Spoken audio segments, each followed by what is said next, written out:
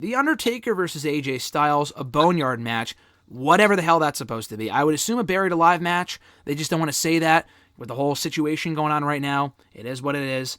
So the thing is, I actually like the stipulation because if it was a normal match, either way, I don't think AJ is winning. He should. I don't think he will. He doesn't need the win. He's already beaten Shane McMahon at WrestleMania. He beat Randy Orton last year. He beat Shinsuke Nakamura 2 years ago. He's won his last 3 matches at Mania. He doesn't need to win here. So I'm going to go with Taker. But the thing is that because I think it benefits from not being a standard match, it would be a joke if Undertaker went in there and beat Styles in a normal match. The guy's 55. Like, he should not be beating someone as good as AJ. But if it's like this smoke and mirrors bullshit and they tape it in like Taker's backyard or something, then like I think it could be fun. Maybe. If it's not like House of Horror style, and RJ knows what I'm talking about, then I think this could be interesting. But I do think Taker wins either way.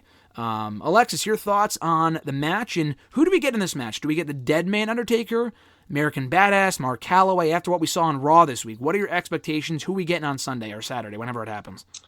I think we're getting the Undertaker that we saw on Raw this week. Just because it makes the most sense, and that's who AJ's addressing. And the problem with this, like the Boneyard match, it just sounds like, it sounds tacky, Mm-hmm. And so I think if they have Undertaker not do the whole dead man thing, it makes it a little bit more realistic, and it ironically adds a little bit more mystique to it, even though they're making it a little bit more like realistic and more real. But so I think the Undertaker's going to win. I really want AJ Styles to win. Everybody was saying for the longest time, he's like obviously going to win because they have to put AJ over, but that's not going to happen because, fuck you, that's why. So I think Undertaker's winning. You concur, RJ? Yeah, I think Mark's going to win here. I think this is an easy one. Mark.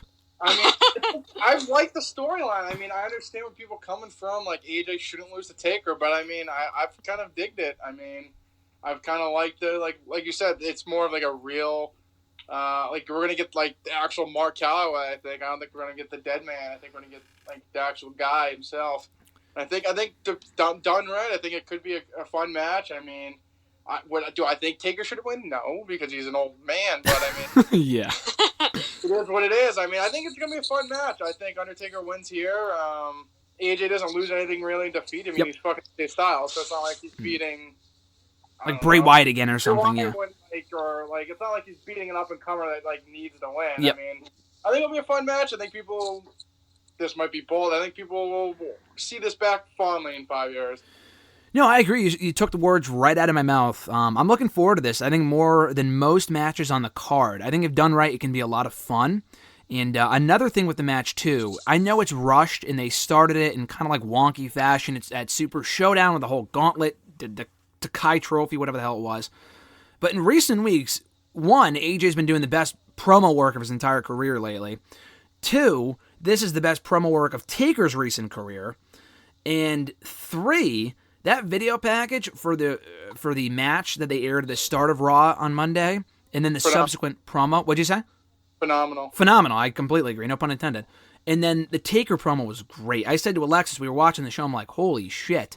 Like, I think that first 10 minutes of Raw got me more excited for that match than, and this is saying something because I think they've done good work with this in recent weeks. They got me more excited for this than anything else they've done in recent weeks, in the last month.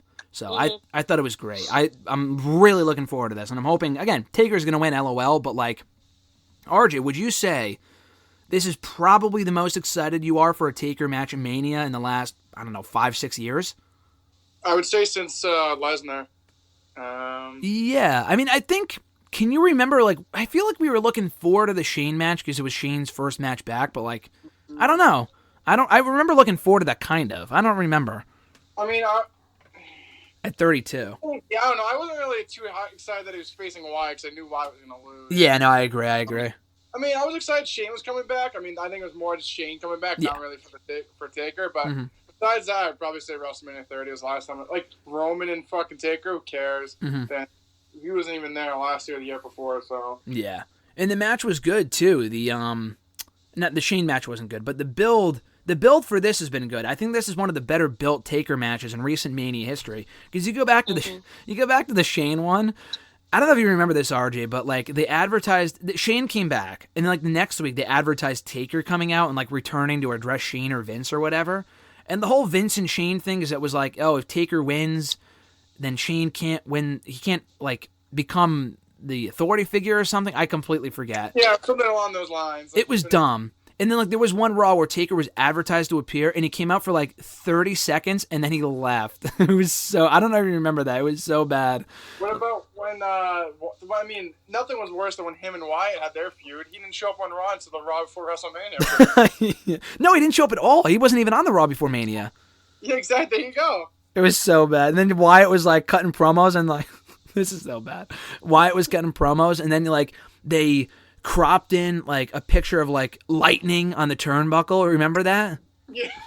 Dude, so bad. What is this, 1995? It was so bad. And then Wyatt lost anyway, and he looked like a loser. People were like, oh, I remember all the marks online. They were like, oh, Wyatt's going to look so good at the Fate. And then he like didn't do anything after that for like 3 years. Like, so bad.